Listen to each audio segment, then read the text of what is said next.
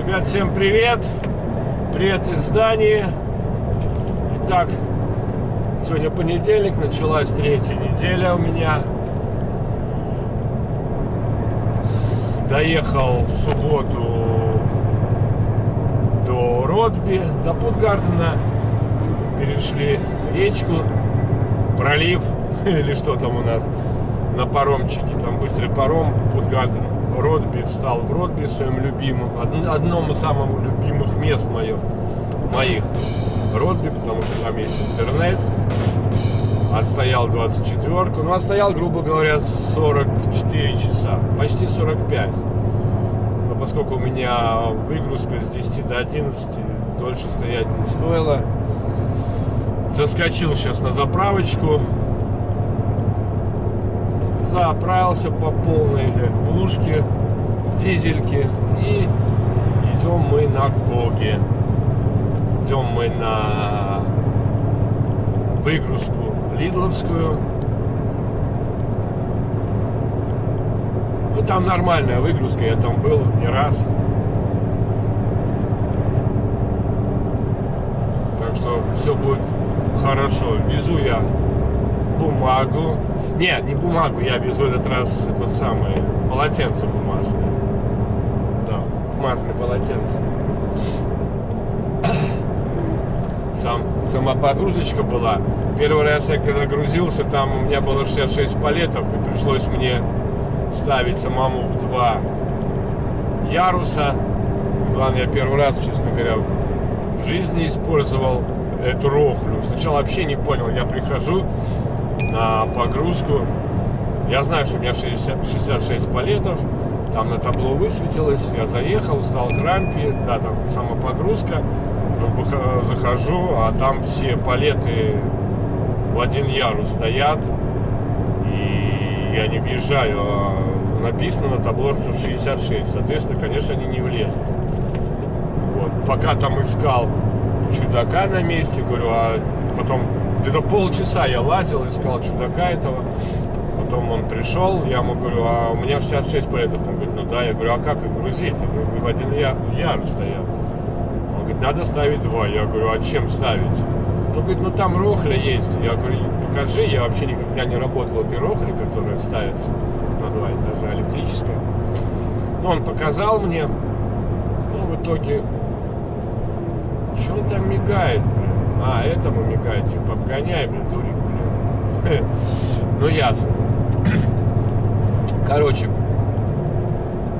составил я это 2 ряда. Каждый выходит палет, надо взять, оттащить, выходит другой, взять его, поднять, поставить на 2-й ярус, и тогда запихивать.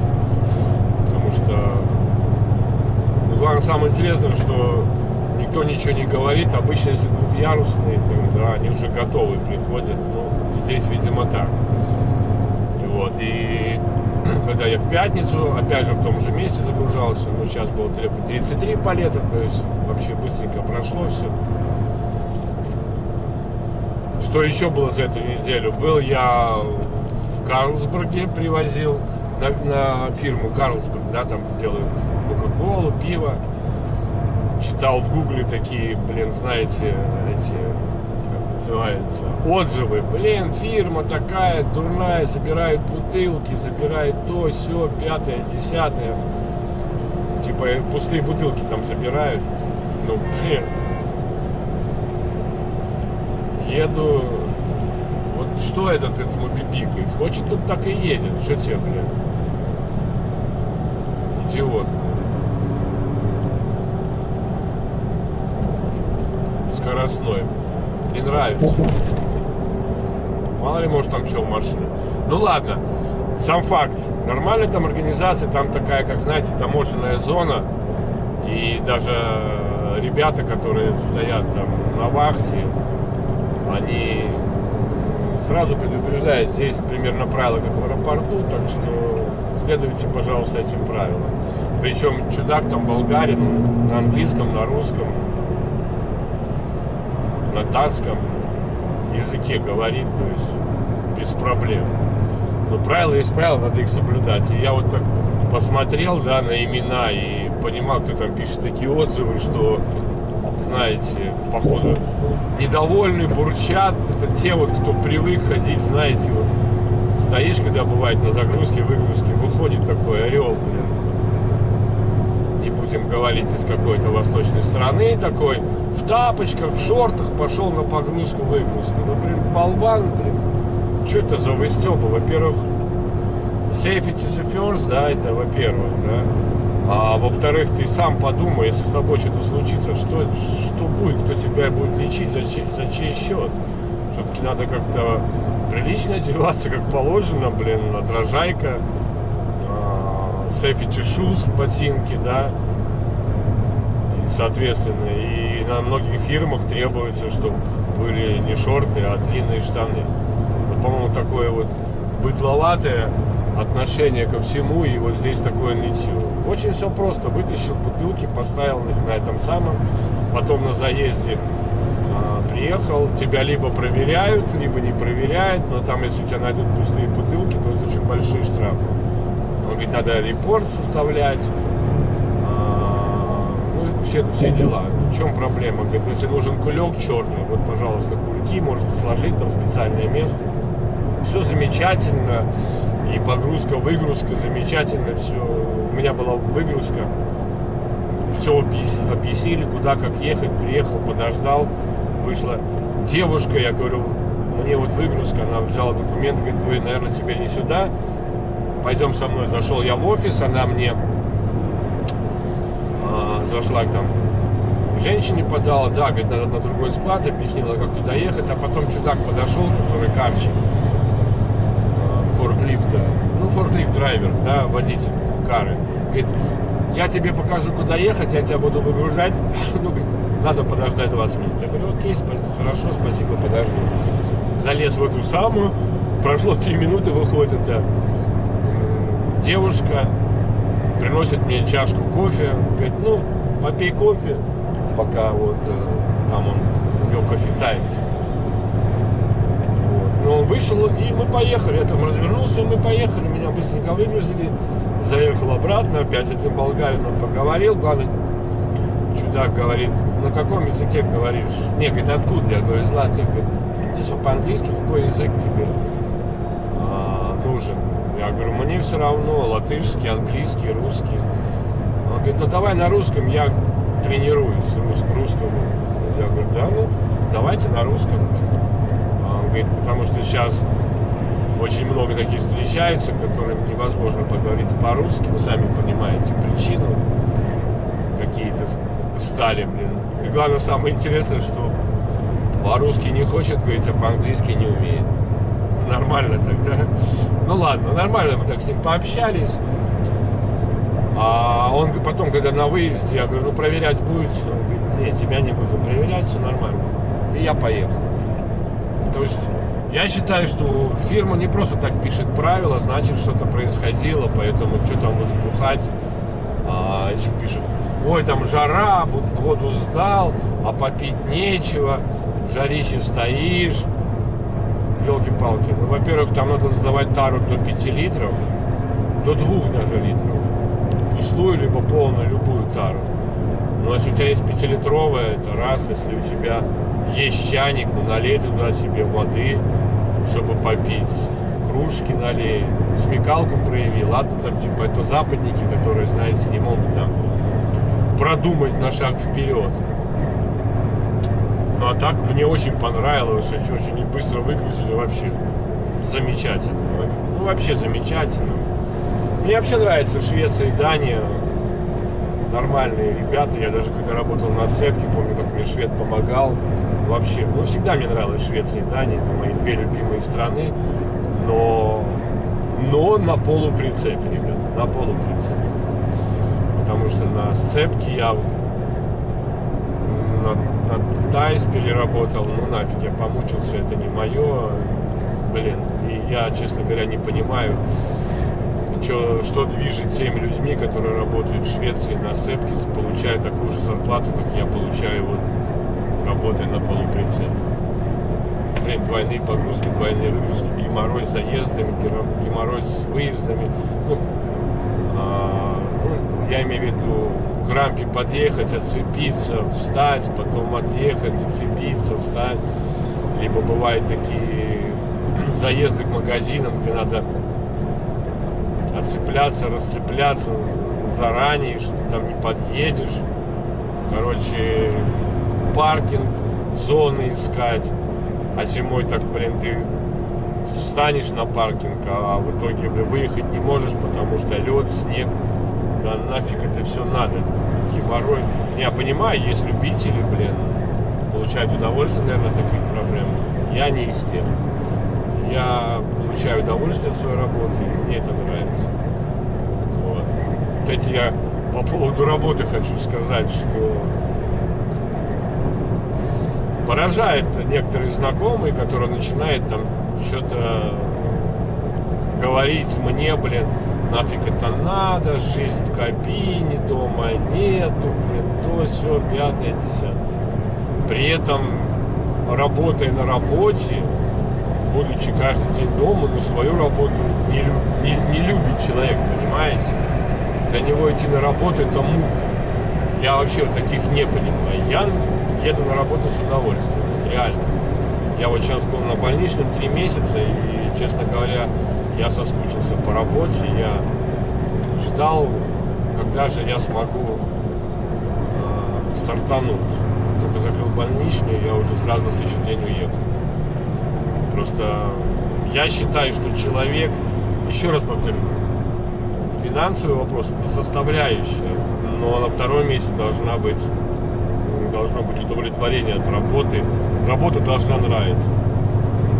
Если кто-то считает, что ты проживаешь свою жизнь, ну, ребята, одно дело, когда у тебя дети маленькие, и ты еще не состоялся как человек, как мужчина, а другое дело, как ты уже состоялся, и если ей позволяет возможность, жена не против, дети выросли, они тоже не против, занимайтесь своим любимым делом, то, что тебе нравится. Я 20 лет моря проходил, списался, что детей воспитывать, и будучи на берегу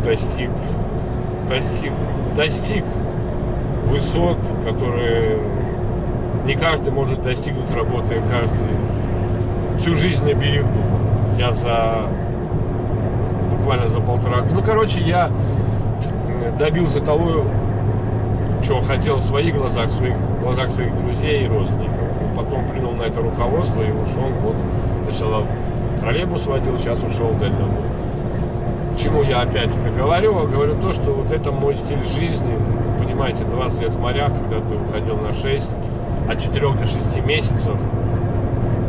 И я так привык жить. Мне это по кайфу. Конечно, скучаю по супруге, скучаю по детям, по сестре, по всем родственникам, но все-таки у каждого своя жизнь, дети выросли, и надо заниматься тем, что тебе нравится.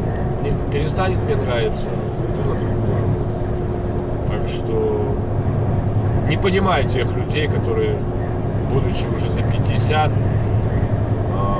рассказывают тебе, какая плохая у тебя работа, при этом сами не понимают, что мне моя работа нравится, а вот они ходят на работу, блин, как это, переламывая себя. И потом мне не нравится, блин, 5-дневка, 5 дней, 2 дня отдыхать. Мне вообще это не по кайфу. Мне по кайфу 6, 7, 8 недель отработал, 3-4 дома. Вот это по мне. Тем более я езжу в Беларусь, отстраиваю дом, готовлю, так сказать, плацдарм для жизни на пенсии. Что вы считаете, ребята? Важно быть дома и заниматься нелюбимым делом, либо все-таки пытаться строить свою жизнь так, как ты хочешь заниматься своим любимым делом. Но, конечно, не бывает так, что я постоянно дома, но при этом имея большой длинный отпуск. Как-то так. Я привык, что я свою жизнь строю сам, а не жизнь строит меня. Вот. Что еще хочу сказать, ребята. К сожалению, моя камера поломалась там видеорегистратор поломалось там гнездо зарядное, и еще-то кнопки перестали работать. Пока я там ковырял, оно вообще отлетело, поэтому искал какой-нибудь видеорегистратор, чтобы нормальное качество. Зашел в Фамилию, в магазин в Германии, за 17 евро купил вот этот регистратор Техно XX, 17 евро. Написана картинка Full HD.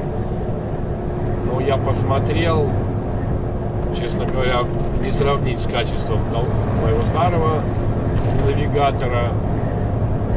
Конечно, артефакты тут, нехилые, Full HD. Причем она поддерживает только карты до 32 гигабайт. При этом она пишет на 2 камеры сразу. То есть, считай, 16 гигабайт только на одну камеру она записывает. А по расширению Full HD там получается вообще очень мало объема, так сказать, в нее влазит. Если там HD поставить, там, может быть, 2 раза больше, но все равно это будет запись не более там 2 часов. Поэтому все-таки ищу другой видеорегистратор, еще не могу определиться, вроде нашел нормальный. Где-то в районе 70 евро стоит, но мне нравится, что там присоска, не присоска на стекло, а 3М скотч, да. А я хочу иметь регистратор не только здесь, хочу его снимать и ставить на свою легковую машину. Ну, конечно, там можно придумать рацуху, мы такие люди, мы придумываем их. Придумать держатель, планку к ней лепить. Ну, посмотрим. Посмотрим, еще думаю, надо его еще встретить, где-нибудь в Медиамаркет заехать, чтобы, ну, как бы, чтобы купить. А сейчас, давай обгоняй меня, я тоже потом этого обгоню. Потому что, ну, не устраивает меня картинка. Если посмотрите старые мои видео, конечно, там картинка совсем другая. 6 до 9 уже можно обгонять, зашибись. Поэтому как-то так, что не удивляйтесь, что артефакты здесь. Ну что поделать. Щеточки вчера поменял. Ну как поменял? Купил щетки в Польше, а они там, знаете, без этого самого, безрамные, да, такие. И сюда, оказывается, ставить нельзя. Пытался там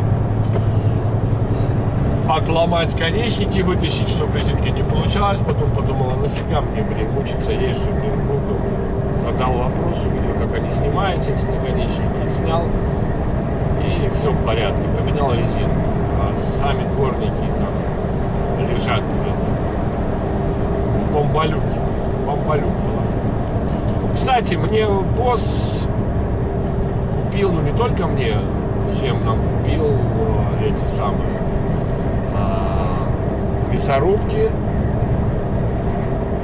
Это такая фишка для снятия замены колес, да, чтобы гаки не крутить с усилием, потому что я ему сказал, что если что-то случится с колесами, я паспорт, я берегу глаза, и я не буду менять эти колеса.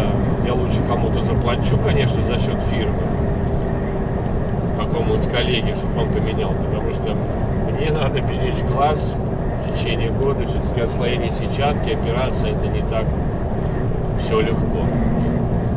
Ну и еще по этому самому, ну я, кстати, не смотрел, какая у меня мясорубка, длинная или короткая, потому что короткая ты только можешь на прицепе поменять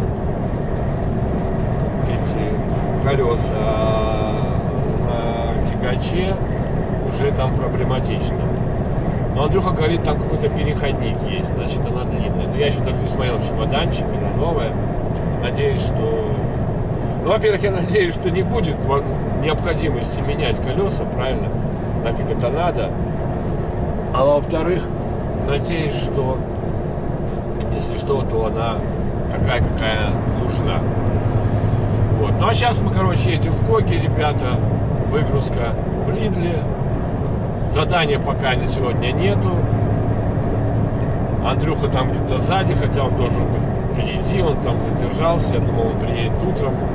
Потому что у меня, да, кстати, как бахнул шланг. Елки-палки, я не понял, что случилось, воздух пошел. У меня шланг на пистолете, там, не на самом пистолете, а до этого, после тройника до коннекшена, да, до мамы, папы, шланг долбануло, блин.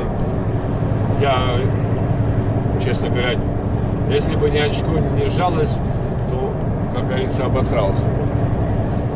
А вот, ну, загнул его шнявками, перегнул, шнявками закрепил, вроде воздух не уходит. Но надо будет что-то делать, потому что пистолет нужен. Андрюха собирался подъехать, помочь там вдвоем нужно, но что-то у него там с паромами.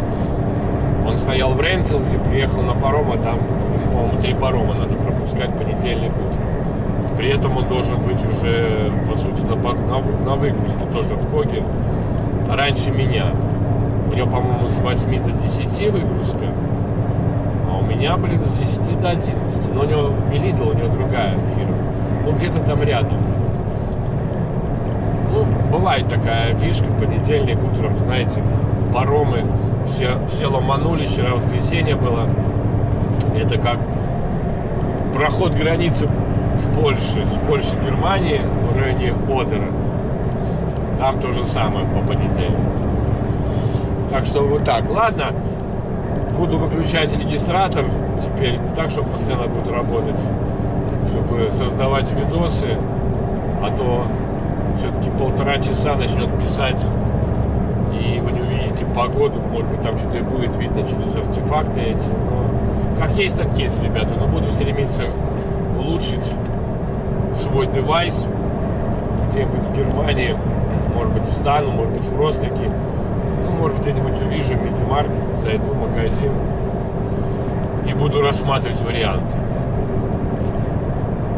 Еще хотел задать вопрос, ребята, если кто-то пользуется видеорегистратором, напишите, какие у вас модели, довольны вы или недовольны качеством и все такое, какие нюансы.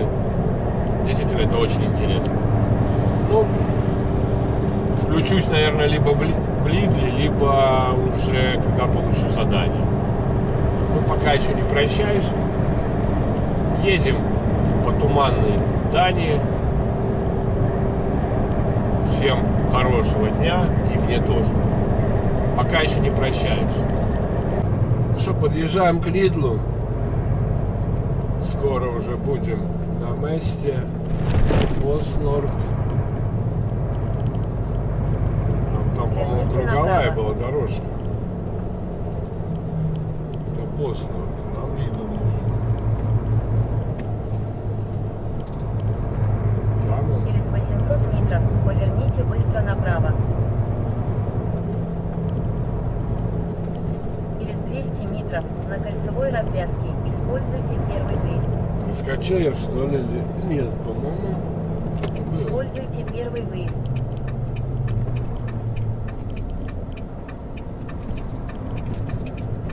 Вон, Lidl Warehouse. Куда нам и надо. Получил задание, короче, я уже в Одензе еду. И Гермашку. Я так понимаю, опять макулатуру буду брать. Нормально, на этот мистер Педерсон, как я его называю, компания. Я там был не раз.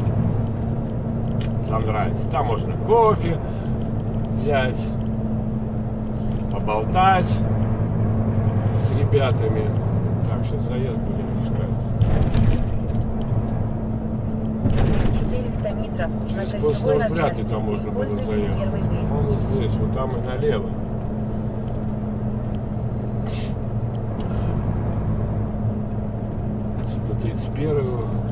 Как много тут гейтов. Вот туда подъезжать надо. Только мне, по-моему, там надо было туда дальше ехать. Повернуться и левее, если я не ошибаюсь. Используйте первый выезд. Чикш-чикш-чикш-чикш-чикш-чикш-чикш.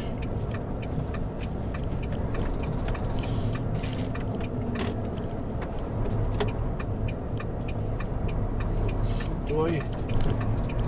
Главное, я помню, здесь Давайте встать ехать нигде прямо. нельзя ночью. Блин, мы тут с Андрюхой лазили на ночь место искали.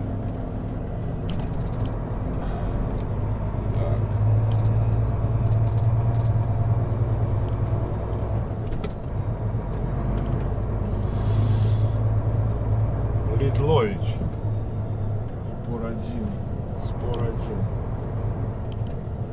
Спор один. Через 500 метров попадете к цели.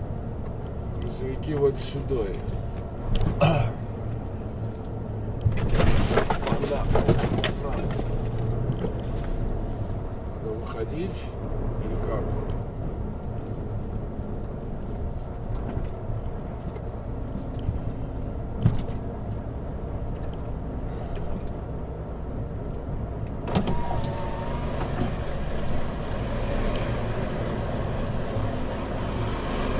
Good morning. Hello? Do you need something from me, yeah? Yeah, I need to see the papers. Yeah.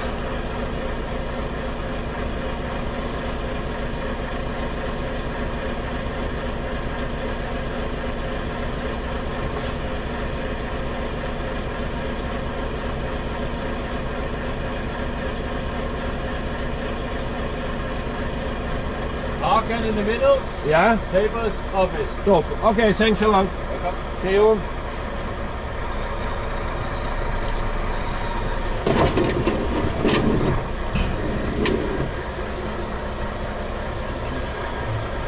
Зеркало лучше зайдем. Нифига себе. Хорошо не, блин. Ага, он сейчас убрал этот телевизор. Так, офис 108.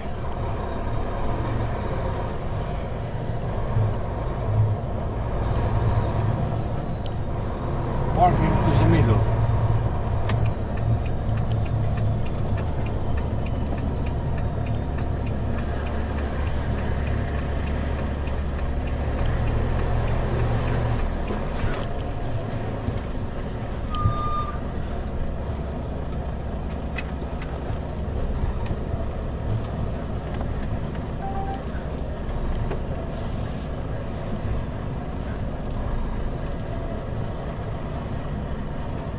Никому мешать не буду.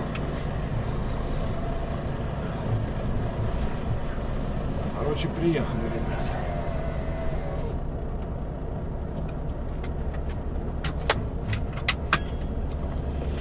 Нарисуем километраж прибытия. Игорю отправим сообщение на месте.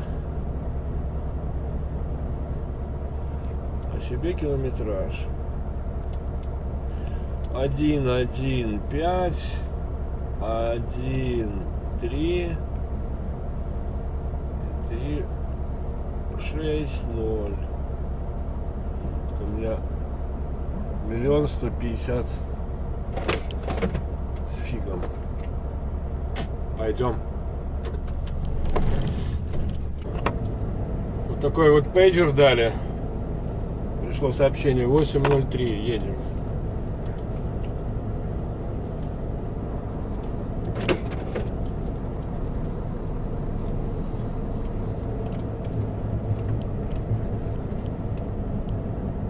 Где-то 8:03.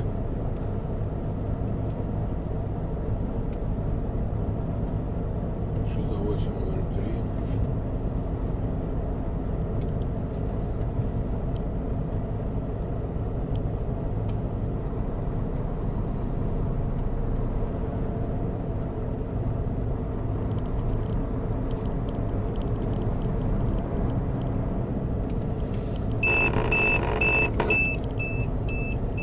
Я понял.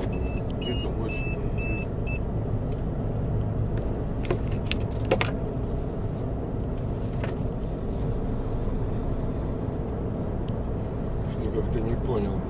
8:03. Пойду выяснять. Может, что-то не так, я понял. Там проезжать нельзя. Пойду узнаю.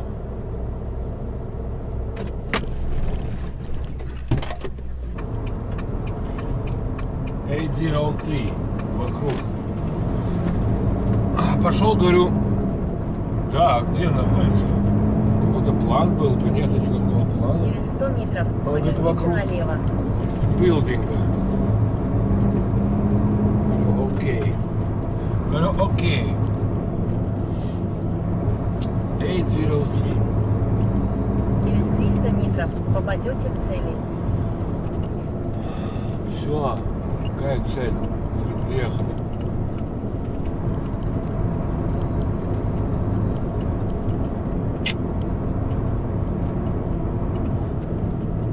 Вокруг. 9. Это 9-й корпус. А может 8-й. За. Еще дальше.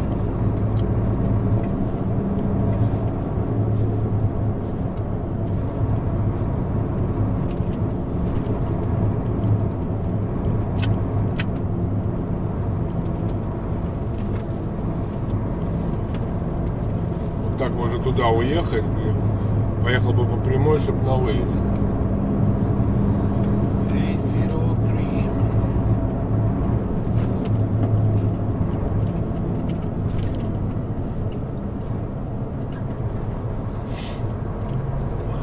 Ой, здесь мусор. Цель слева. Я уже приехал. Цель слева.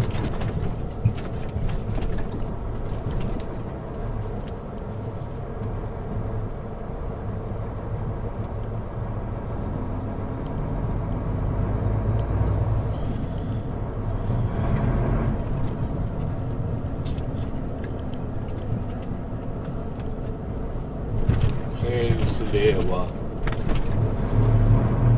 703. Здесь. Еще 150. 500.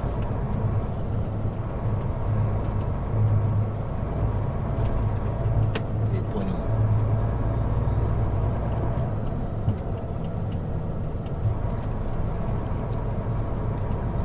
Что-то я не могу найти 800. Она сказала вокруг здания.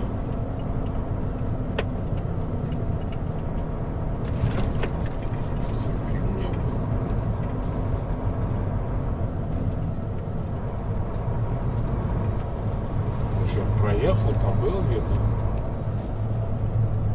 Ага, вон 800.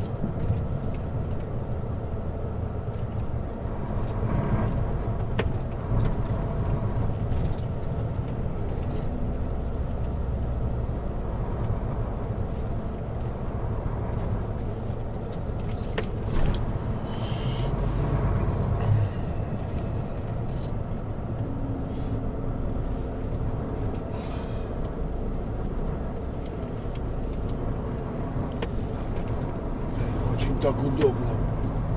Они сделали, конечно.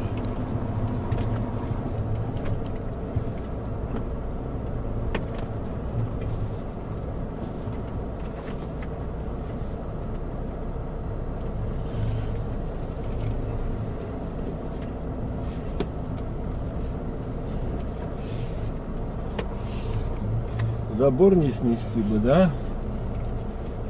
Ну что, говорит, чику нависом, тра-ла-ла. Выгрузились, едем обратно на точку сбора. В офис надо зайти за бумагами, ребята. Все быстро. Тут не просто в линию вставляешь, тут выгружаешь и сразу на ленту ставишь. Ну, на ролике она потом уезжает, улетает. А вот туалет есть, и душ даже есть.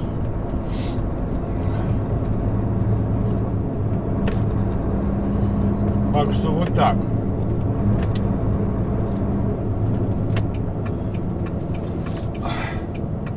Повезло, что была запасная рохля электрическая. То есть смотрю, что моя начала тормозить, смотрю, о, блин, уже 2 деления батарейка, потом 1 деление, позвал этого, говорю, слушай, тут сейчас у меня ЧП будет. Он говорит, ну вон ту возьми, притащил мне другую, а это на зарядку поставил.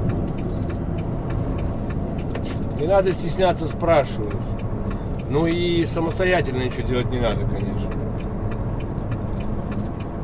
Снимать с этой самой, с аккумуляторной зарядки не стоит самостоятельно. Лучше сказать, это их бизнес, они должны это делать. И потом, ты же не знаешь, почему она там стоит на зарядке, может она там сломана или еще что-нибудь. Ну что, сейчас заберем документы, перенесемся через мосты. Да, в прошлый раз я как-то через мост ехал, пипец. Не прошла моя платежка, заказ, я там затормозил, потренировался задом ездить 4 раза, блин, или 5 даже раз, потом вообще встал на отстой и стоял и ждал. Ну его нафиг.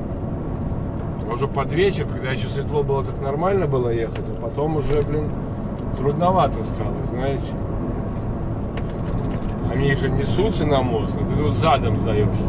Ну там не я один такой был, там еще пару машин, кто-то застревал. Ага, вот здесь можно, здесь направо. Можно было бы здесь проехать, что-то так как-то, но я люблю правила соблюдать.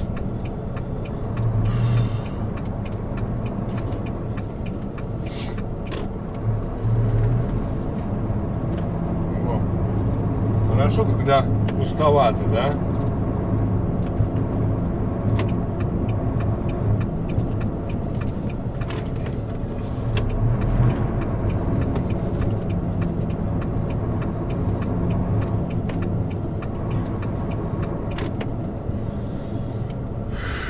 Ладно, пойдем. Печать мне тут не нужна моя. Ну что, все, друзья мои, выгрузили. Документы забрали, поехали. Блин.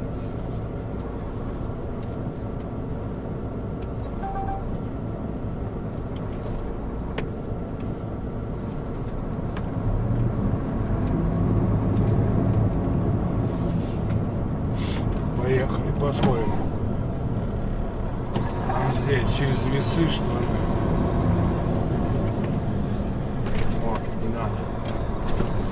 Не будет он меня тут останавливать, проверять.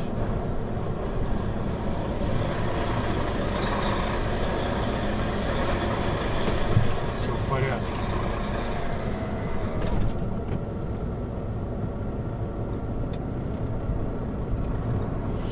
Все в порядке на зарядке. Значит, едем туда, Верните а потом направо, еще 500 потом на куда-то за кольцевой Бремен. развязке. Используйте первый выезд. А потом расскажу, когда загружусь.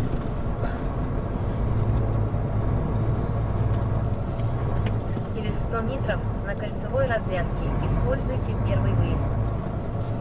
Ты меня хочешь вести дико странно. Используйте первый выезд.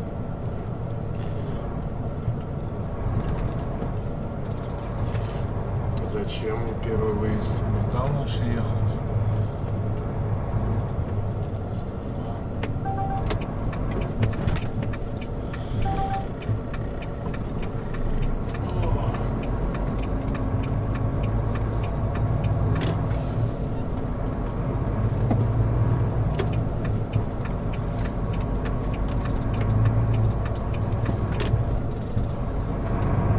Через 200 метров на кольцевой развязке используйте первый выезд. Ладно, друзья мои, выходим. Используйте первый выезд. 2 часа где-то ехать у меня.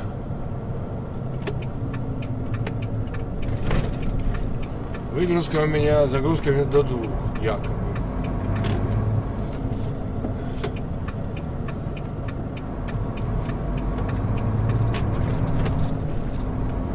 Погнали. Ну что, подъезжаем к заставе. Типа к пункту оплаты, так сказать. Надеюсь, что этот раз Green Line будет открыто. Сейчас посмотрим.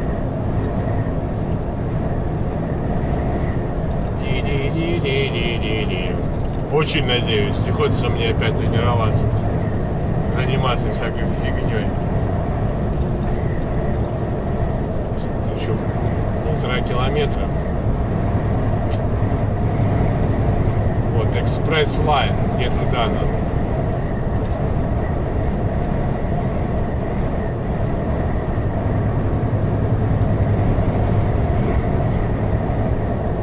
HCS. Кстати, впереди логотип компании, на которой мы работаем. На кругах. Это датская контора. Вот там, по-моему, REF. HCS. Игоря компания называется HSC. Меня даже спросили как-то, я правильно написал эти самые буквы? А то типа в одном там, к чему какая моя компания написала HSC, Hayes Company, а кто платит, написал HCS. Ну что, проедем или нет? Я очень надеюсь. Я не хочу, что-то ездить. О, ребята, смотрите. Прошел этот раз. Ну, в принципе, там была какая-то фигня, какой-то глюк был, потому что впервые меня так не пропустили. Ну вот, теперь мы переезжаем с островной части Дании на материковую.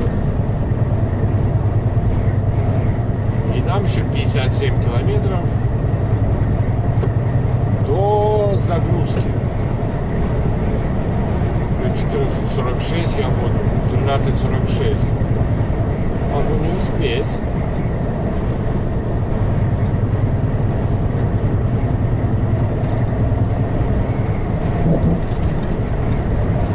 Интересно. Что, это очень долго ехать? Час ехать, что ли? 50 километров.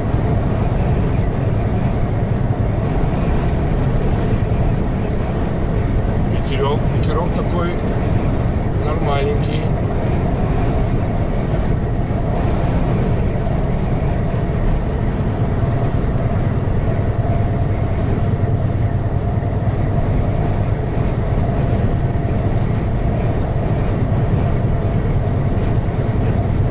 А чтоб не сдуло меня в пролив. Я надеюсь, что камера пишет, потому что с камерой тоже проблема была. Но у меня там, по-моему, навернулась эта фигня. Memory card, SD-карта навернулась.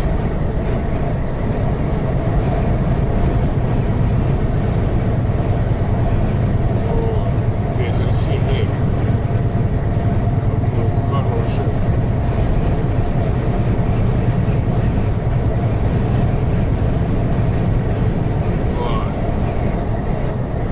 Стойки даже не видно эти,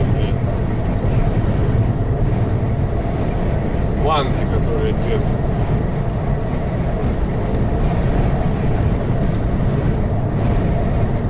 Колбасит. Вот только сейчас банты увидел.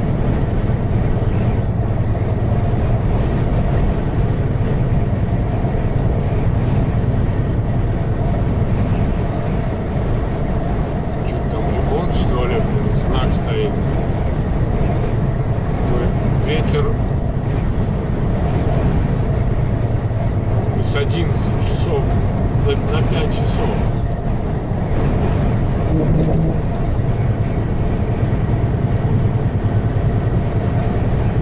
Я еще пустой, знаете, очень чувствуется такая ветрюганище. В Тарп заедем.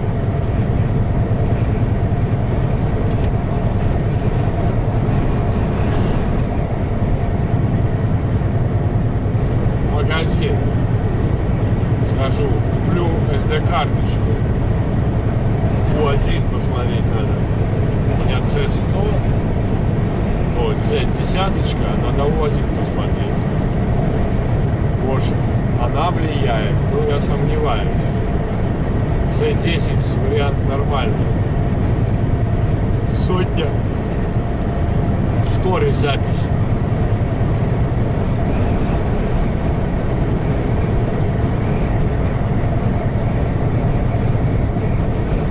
Ой. Еще как. Не близко.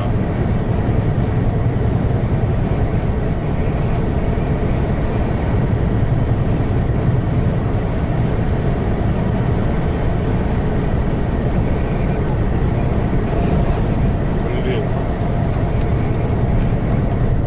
Проходит машина, блин. Чувствуется сразу. Порывы. Ветряные.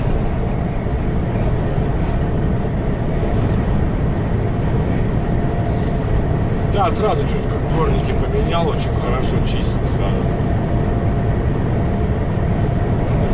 Я не знаю, когда те меняли. Те резинки. Вот, сейчас еще больше. Сейчас совсем боковой ветер.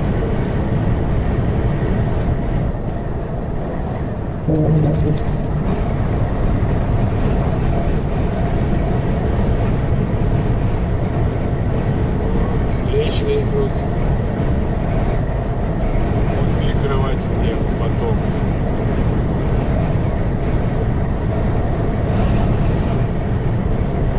Вроде не почувствовал, далековато. Но ветер здесь немножко другой.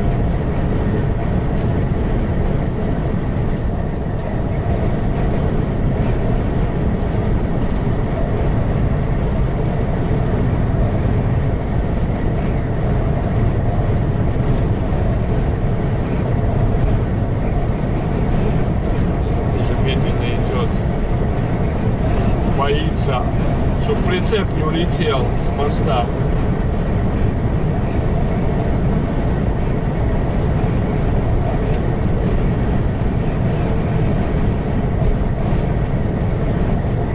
Сейчас земля. Там еще один маленький. Там туннель будет или нет?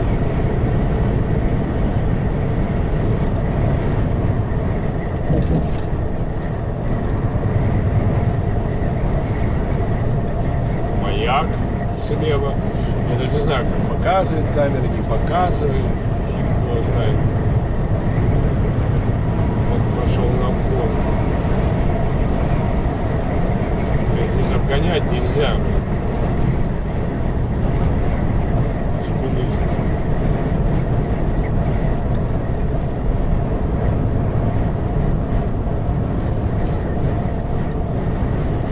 Но ему, видимо, пофиг.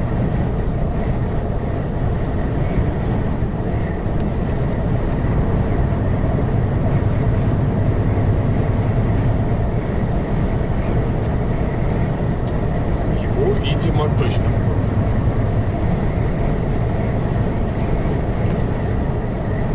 Вот интересно, до Тарпа сколько мне километров будет доехать?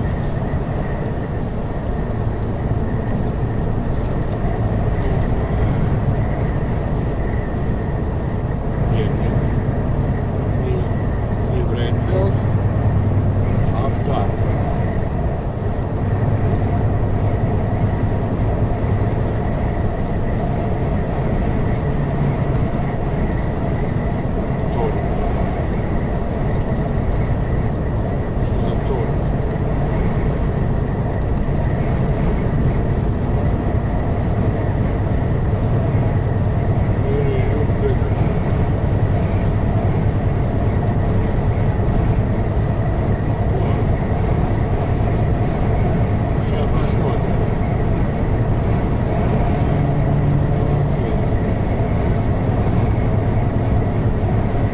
Километров надо будет проехать до Тарпа. 200 километров. Потом еще 300 километров до выгрузки. Ладно. Едем дальше, ребята. Что, уже подъезжаем к мистер Педерсон. Вон он там. Мистер Педерсон. Это не сон, это мистер Петерсон.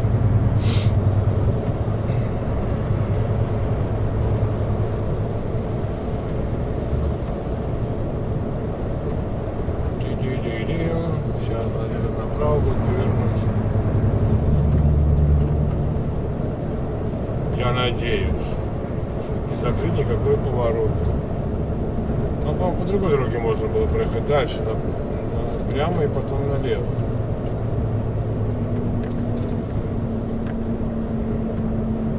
Через 200 метров поверните направо, Налево. потом на втором Мариус повороте поверните Петерсон. направо. Здесь заезд, да.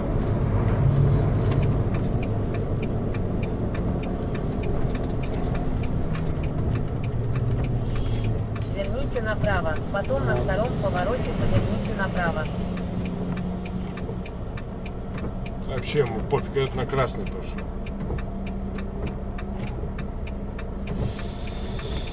Ну что, проверим. Написали с 7 до 2, а по факту что-то как-то до 2 до 4 обычно пишут.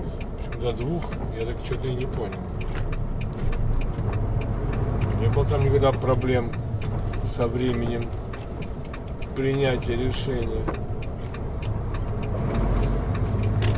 Через 100 метров на втором повороте поверните направо.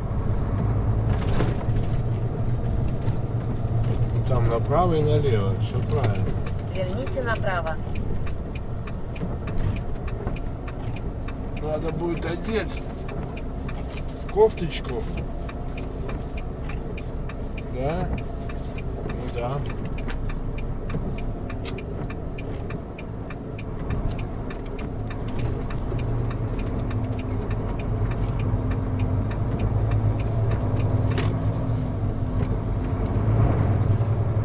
Через 100 метров попадете к цели. Сейчас налево. Там один уже на выезде, справа. там сейчас, как обычно, будет закрыты весы.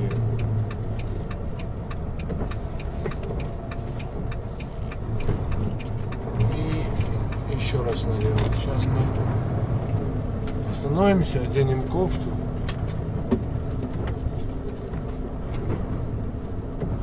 Все равно пока закрыты весы. Надо ЦМР-ку будет свою готовить. Это точно. Обычно выезжал, здесь готовил, потом относил. Не, вернее, делал печать. Поехали.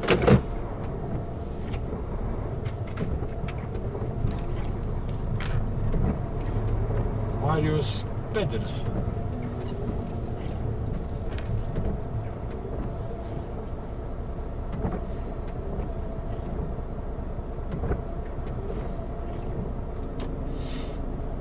Да, он весы заняты. А что он на эти становится? На выезд обычно другие весы, по-моему. Насколько я помню. Он на эти стал.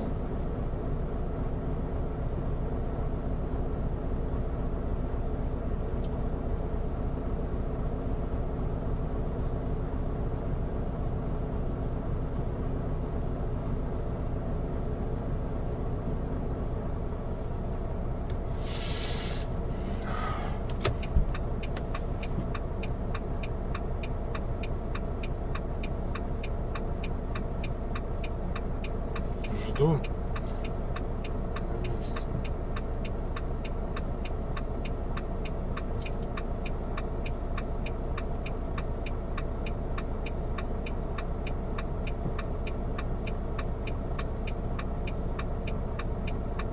Ну вот точно кадр вот.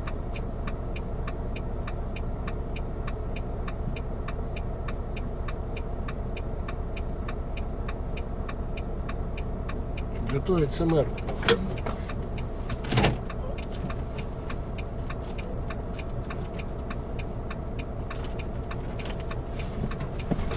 Один. Волос оторвался.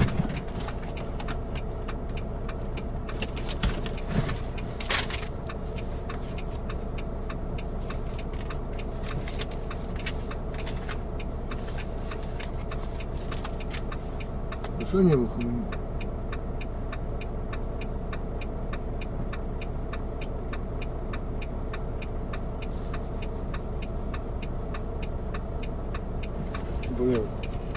там последние волосы порвал.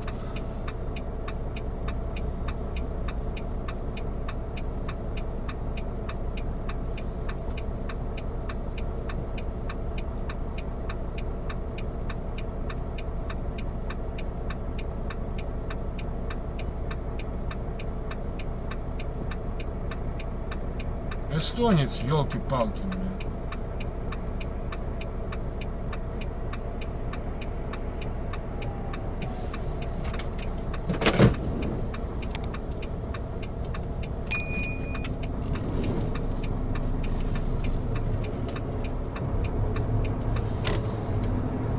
А вон для них другие весы.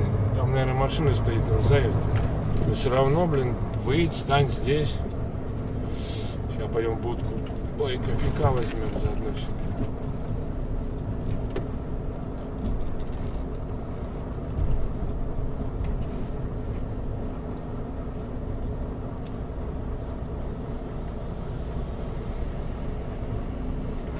Чуть задом надо знать, чтобы дверь открыть.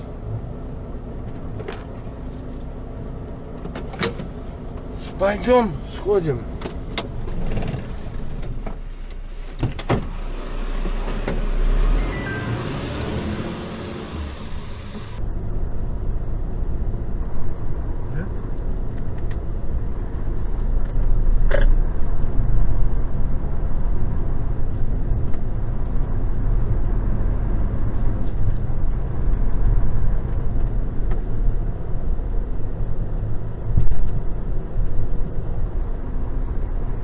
Через 100 метров поверните налево.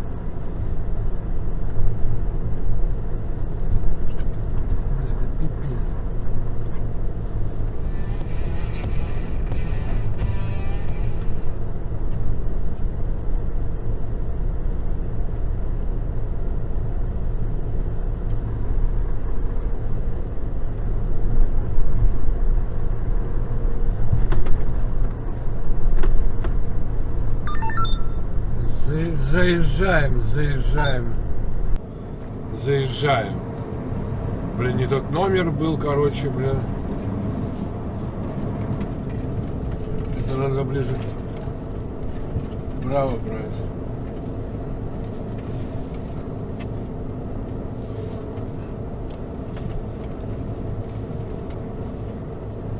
Сейчас. Окей, босс. Приехали. 39 780. Короче, 39 780 не так уж и много. 22 там, 23 тонны. Через 100 метров Все, поверните загрузили. налево. Поехали. 552 километра. Завтра в 7 утра. С 7. Нет, к 7 я не приеду. Я еще даже не знаю, где я встану. Вот это самое фиговое. Загрузили.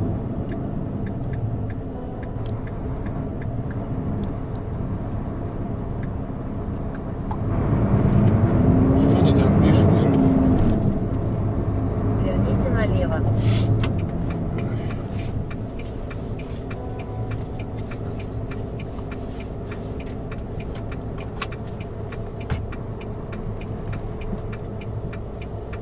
Фу. Так, ну что? Там красный или что там, зеленый? Я не могу понять. Ну, блин, еле ползет. Ой. Сейчас будем вылазить. До магаза нам 180 километров.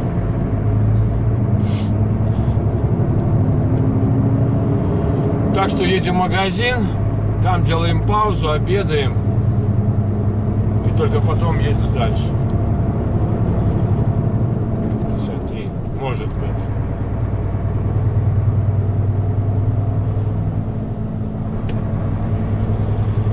Потому что надо будет сегодня искать паркинг, чувствую. Ладно, ребята, на этом буду заканчивать. День завершается, уже темнеет, хотя время здесь только 3:30. А мы гоним в Германию, в магазин сначала, а потом на выгрузку. До выгрузки 550, до магазина 180. Все, ребята, пока. Удачи, как обычно, берегите себя, своих родных и близких, и все будет чики-пуки. Пока.